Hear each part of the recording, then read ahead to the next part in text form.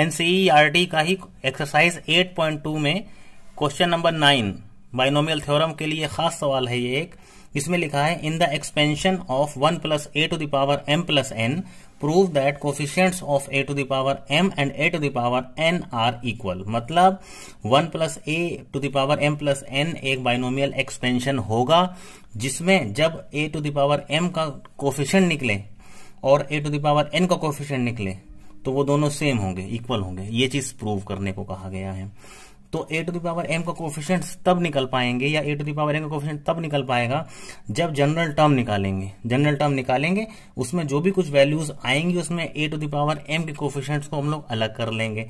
तो सबसे पहले जनरल टर्म निकालेंगे t r plus 1 equal to होता है n c r first number यहाँ पर जो होगा वो रख देते हैं। यहाँ पर फिलहाल हम पहले a to the power n minus r into b to the power r लिख रहे हैं। ये एक जनरल टर्म का फार्मूला होता है। अब यहाँ पर पहली वैल्यू यानी a वो यहाँ पर 1 है, दूसरी वैल्यू b की जगह पर यहाँ पर a है, और जो n है n यहाँ पर m प्लस n है, और जो r है वो फिलहाल अभी r ही लिखेंगे, आगे चल के हम लोग इसे सेट कर लेंगे। ठीक है, तो सबसे पहले क्या किया, t r प्लस 1 लिखा यहाँ पर, और यहाँ n की जगह लिख दिया m plus n c r। a मतलब पहला नंबर मतलब 1, तो यहाँ पर लिख दिया 1 to the power n minus r, n बोल रहे हैं m प्लस n को, तो यहाँ लिख दिया m plus n minus r, r को r लिख दिया इंटू b मतलब a की जगह पर a ही लिखा, और r की वैल्यू r ही रहेगी। अब ये बन गया है m plus n c r, 1 to the power something 1 ही रहता है, a to the power r मतलब a to the power r same बना रहा। तो कुल मिला के कह सकते हैं कि t r प्लस 1 यानी कि जनरल टर्म जो है वो m plus n c r a to the power r आया। ठीक है ना, इसको छोड़ेंगे।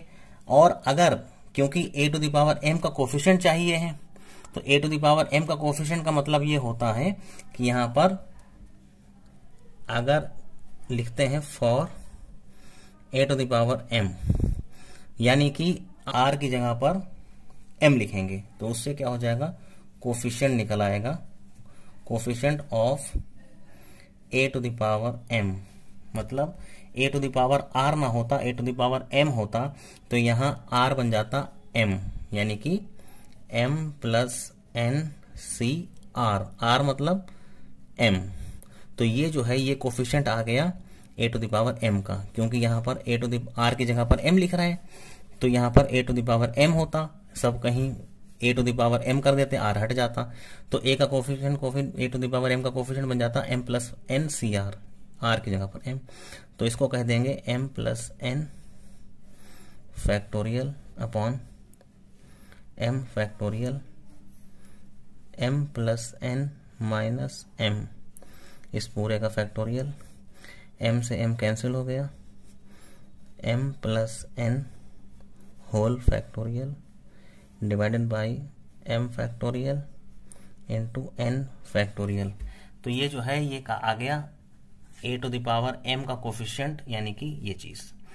अब इसी तरीके से इसी जनरल टर्म में a to the power n का कोफिशिएंट भी चाहिए है, तो उसके लिए क्या करेंगे, a to the power r जो था यहाँ पर r को m ना लिख करके अब की r की जगह पर n लिखेंगे। तो क्या लिखना पड़ेगा, for the coefficient of a to the power n taking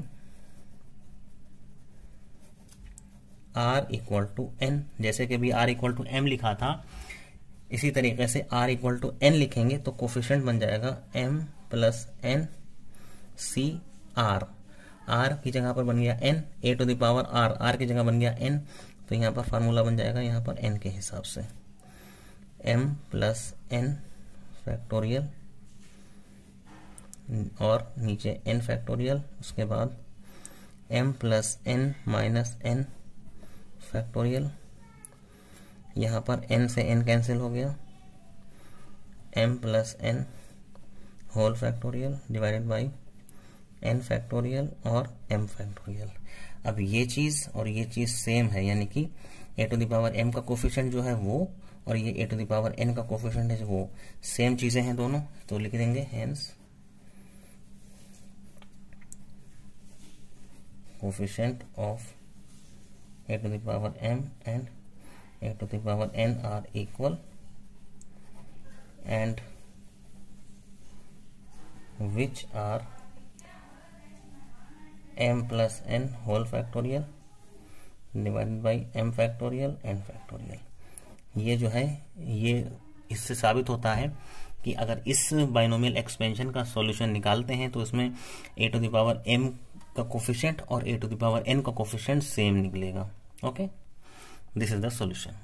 इसी एक्सरसाइज 8.2 में एक क्वेश्चन नंबर 12 है, find a positive value of m for which the coefficient of x square in the expansion 1 plus x to the power m is 6।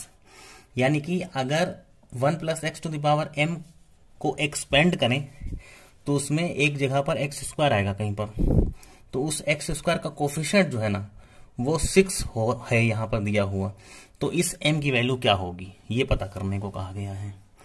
तो सबसे पहले क्या करेंगे, वही स्टार्टिंग जनरल टर्म से ही करेंगे।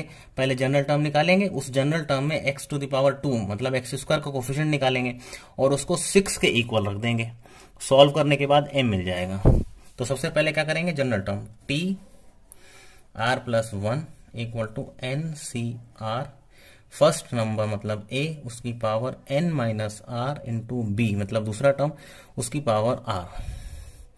अब यहां अपने पास n जो है ना m का काम कर रहा है सी आर, a मतलब first number means 1 to the power n minus r, n बोल रहे हैं m को m minus r into b बोल रहे हैं x को x to the power r, यहां पर r ही रहने देंगे।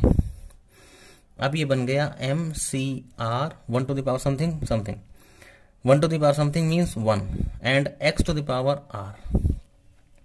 अब यहां पर x to the power r into something आ गया, मतलब अगर x स्क्वायर बनाना हो तो x to the power r की जगह पर 2 लिखना होगा, ठीक है ना। For the coefficient of x square taking r equal to 2, तो ये बन जाएगा m c 2, x to the power r था, r बन गया 2, but coefficient of x square is 6। यहां दिया हुआ है कि find the positive value of m for which the coefficient of x square in the expansion this is 6, मतलब x square का कोफिशिएंट जो है वो 6 होगा।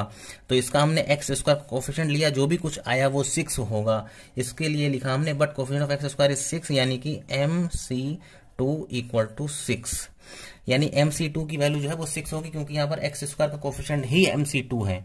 अब MC2 को सॉल्व कर लेंगे, यानी कि m factorial upon 2 factorial m minus 2 and its whole factorial equal to 6। m factorial can be written as m and m minus 1 m minus 2, इसके ऊपर फैक्टोरियल लगा के छोड़ दिया, नीचे 2 फैक्टोरियल लिख सकते हैं 2 इंटू 1, और नीचे m माइनस 2 के ऊपर पूरा फैक्टोरियल लगा हुआ है इक्वल टू 6। अभी m माइनस 2 फैक्टोरियल पूरा पूरा कैंसिल हो गया। उसके बाद क्या हो सकता है, ये हो गया m माइनस 1 इक्वल टू ये 2 इंटू 1 2 6 12। अब m माइनस 1 इक्वल टू 12 था, इसको m को अंदर मल्टीप्लाई करा देंगे, यानी कि m स्क्वायर माइनस m बन जाए m, ये 12 इधर आ गया, माइनस का 12 इक्वल टू 0। अब ये एक क्वाड्रेटिक इक्वेशन बन गई है जिसमें मिडिल टर्म m है, इसको सॉल्व करेंगे तो ये बनेगा m स्क्वायर माइनस 12 का फैक्टर करेंगे, 12 का फैक्टर करने पर क्या आएगा, 12 का फैक्टर करने पर आएगा 4 इंटू 3, क्योंकि 4 इंटू 3 12 होता है, 4 माइनस 3 1 होता है, तो यहाँ लिख देंगे 4 माइनस 3, बाहर m रहने दिया, माइनस 12 इक्वल टू 0। उसके बाद इसको यहाँ लिख सकते हैं m square minus 4m minus minus plus 3m minus 12 equal to 0। अब इसमें m कॉमन ले लेंगे तो यहाँ बचेगा m माइनस 4 इन दोनों में से प्लस का 3 कॉमन ले लेंगे तो यहाँ बचेगा m माइनस 4 इक्वल टू 0। तो इस तरीके से m माइनस 4 बाहर आ गया, m प्लस 3 ये है इक्वल टू 0। तो m इक्वल टू एक तो 4 बना, एक माइनस 3 बना। जब ये फैक्टर 0 के बराबर रखेंगे तो m इक्वल टू 4 आ जाएगा, और जब ये factor m plus 3 equal to 0 करेंगे तो m इक्वल टू माइनस 3 आ जाएगा। But m should be a positive value. Question में पॉजिटिव वैल्यू मांगी गई, find a positive value of m, यानी कि m इक्वल टू 4 जो है वो लिया जाएगा और m इक्वल टू माइनस 3 को हटा दिया जाएगा। पॉजिटिव वैल्यू निकालने को कहा गया है, पॉजिटिव वैल्यू आ गई है इस तरीके से। तो m इक्वल टू 4 जो है वही इसका एक रिजल्ट है। और बाइनोमियल थ्योरम के मैंने लगभग हर टाइप के क्वेश्चंस को एक एक कराया आपके सामने, ताकि आपको हर कॉन्सेप्ट समझ में आए। बाकी इससे रिलेटेड और बहुत सारे सवाल बुक में हैं भी, आप लोग ट्राई कीजिए। ट्राई करने के बाद अगर कोई प्रॉब्लम आए तो मुझसे कंसल्ट कर सकते हैं। Okay, thank you.